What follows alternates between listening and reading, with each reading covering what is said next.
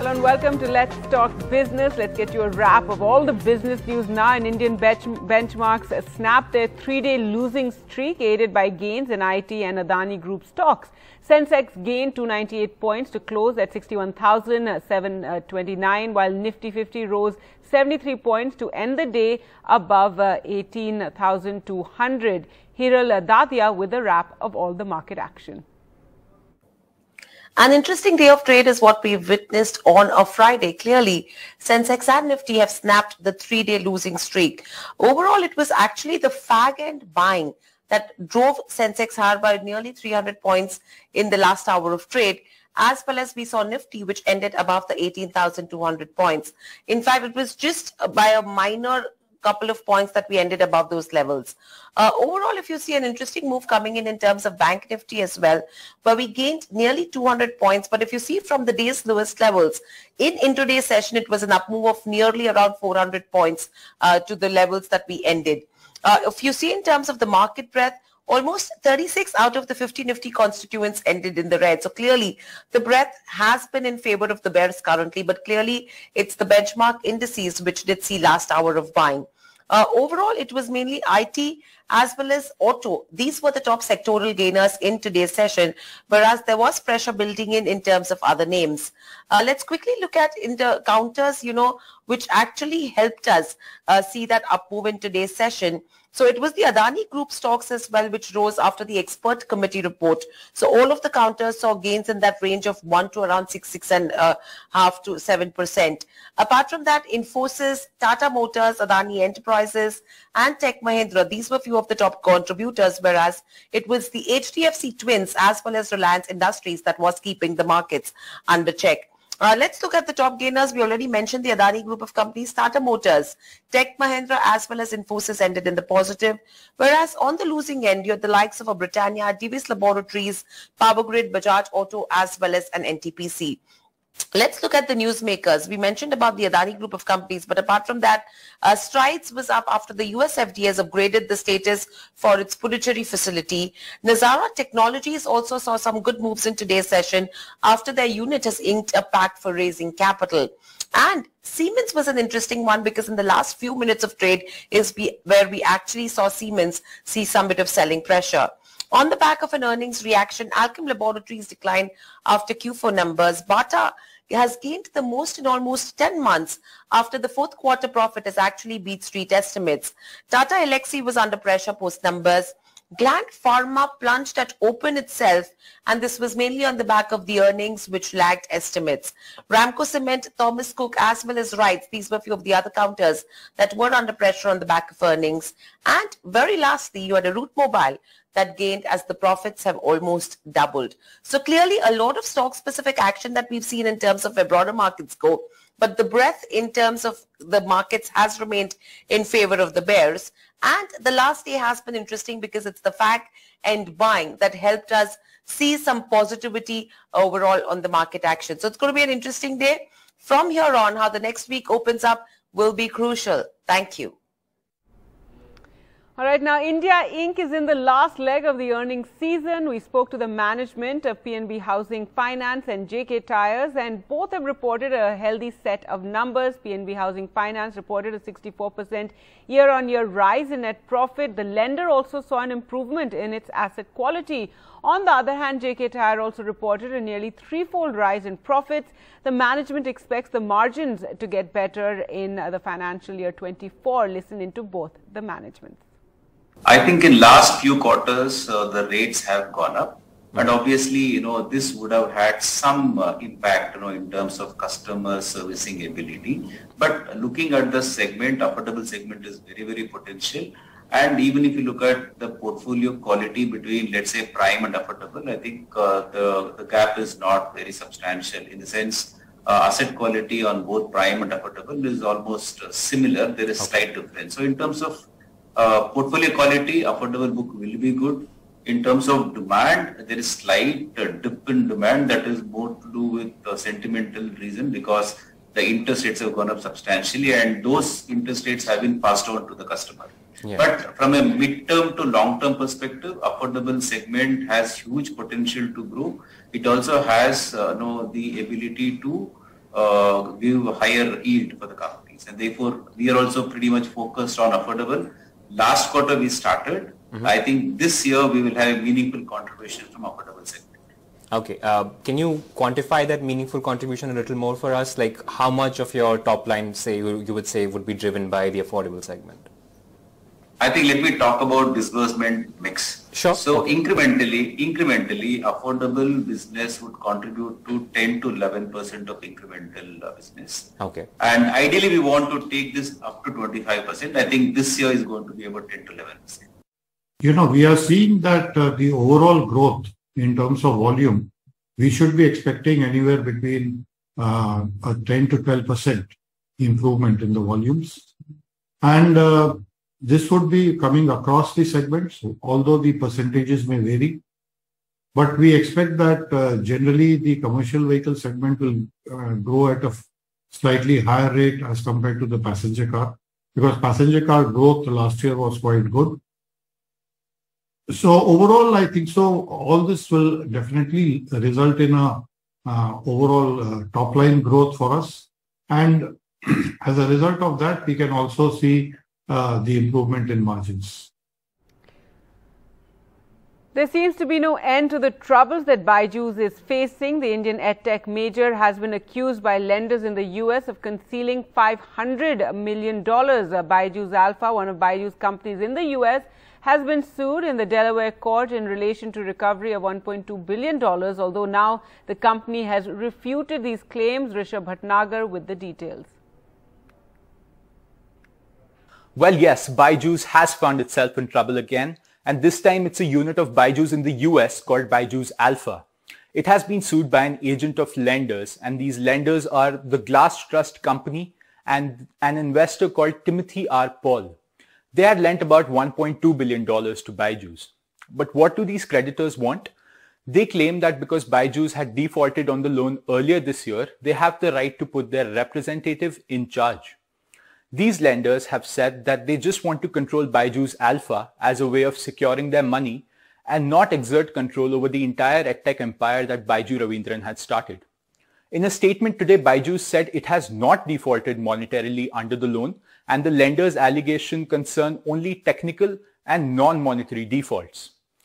Another major revelation that came during the hearing was that the lenders have accused BYJU'S Alpha of hiding $500 million. But BYJU'S responded saying it was trying to protect the money from predatory lenders and that it had the right to do so. In court, BYJU'S also claimed that it is about to get a large capital infusion in about 2 weeks, which it will use to pay the $1.2 billion it owes in whole. In today's statement, it also confirmed that it has already raised around $250 million as part of the funding. So yes, troubles for BYJU'S seem to be continuing. First, the company has come under the scanner repeatedly for not filing its annual earnings on time. It has still not filed its FY22 earnings with the MCA. Second, its valuation was slashed by BlackRock, nearly halved. Thirdly, just last month, the Enforcement Directorate searched company offices under alleged FEMA violations. So yes, lots to watch out for the edtech giant. Equity markets around the world are eagerly awaiting the news of the United States raising its debt limit. But what does raising the debt ceiling mean, and what happens if that does not happen? BQ Prime's Alex Matthew is here to explain us all that. Over to you, Alex. The debt ceiling is a uniquely American concept that has been in existence for over 100 years. It was put in place during World War I in 1917 to allow the US government to borrow without specific congressional approval as long as the overall debt was below the ceiling. That ceiling was set at $1 billion. Since then, the debt ceiling has been raised multiple times. Since 1960, it has been raised as many as 78 times, in fact. Each time, Congress had to agree on the increase, often leading to protracted negotiations. The last time it was raised was on the 16th of December 2021, and it currently stands at $31.4 trillion. So how much is the US debt right now? Well, the US government operates on a deficit and has for some time. What that means is that its expenses are more than its revenue and it has to borrow the rest. there are some key events that have resulted in a significant expansion of US debt over the past 20 years or so. In fact, since the turn of the century, there are a few events that have led to a large spike. Those occurred during the wars of Afghanistan and Iraq, the 2008 financial crisis, and also the COVID-19 pandemic. In fact, in 2017, the Trump government's tax cuts pushed the debt higher by as much as $20.2 trillion. According to US government data, the US national debt currently stands at $31.46 trillion. Now, what happens if the ceiling is not raised? Officials at the Fed and also of the US Treasury have already been planning for prioritization, having drafted a blueprint during the debt crisis of 2011. This would require continued issuance of debt paper and also tactical management of the cash that the government has. But US Treasury Secretary Janet Yellen has stated that the government will likely run out of extraordinary measures by October 18th this year if Congress does not raise or suspend the debt limit. Now, is there a silver bullet? Is there a workaround? Maybe not, but there could be $1 trillion coin. One of the theories that has been propounded suggested that the US Treasury could mint a very valuable coin, and that coin can then be deposited in the government's Federal Reserve account. The government would no longer then need Congress's approval to raise funds. In fact, it wouldn't have to borrow at all. Now, another workaround is the 14th Amendment to the US Constitution, and in that, the US Constitution states that the validity of the government's debt shall not be questioned. Now, Biden's administration could potentially pass an executive order citing the 14th Amendment, but that, in fact, could be challenged in court. And even Janet Yellen has said that these are not real solutions. She has, in fact, dismissed the coin idea as a gimmick. Now, what if the US defaults on its debt? In a word, it would cause Armageddon. A global financial crisis is par for the course, and other governments hold as much as $6.85 trillion of US debt. The dollar would definitely crash, and that would result in significant losses to several governments worldwide. Global trade would likely screech to a halt, and prices of key commodities, including crude, would certainly crash. Now, the aftershocks would be felt also in the equity markets, including ours here in India. But will the US default? It's clear that US Congress is well aware of the implications of not raising the ceiling. It is just a matter of time, in fact, to see who blinks first. The Republicans are calling for spending cuts, and the Democrats have held firm so far. But initial signs are pointing to headway that has been made, and a deal could in fact be imminent. Now, you will have to shell out more while making international payments using credit cards. From July 1st, international credit card spends will attract a 20% tax collected at source. So how will a 20% TCS affect you? BQ Prime's Muralidhar Swaminathan spoke to Pranav Satya on India to understand how the move will impact Indians.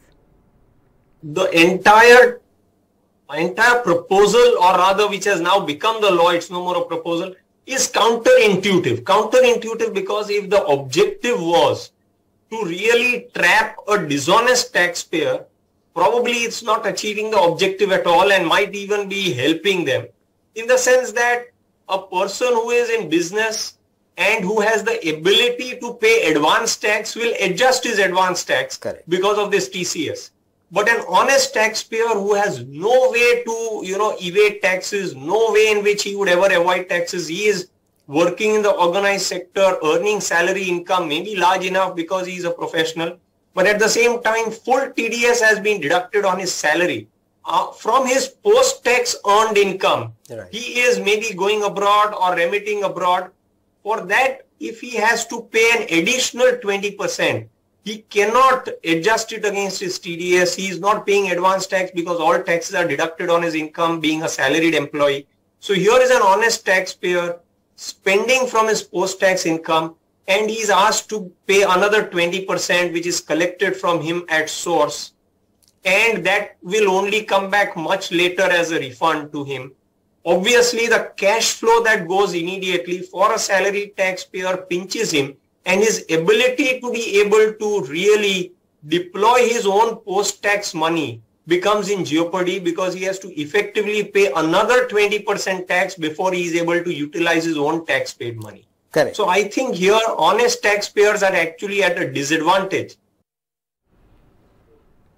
All right, and that's a wrap of all the business news. We'll slip into a short break.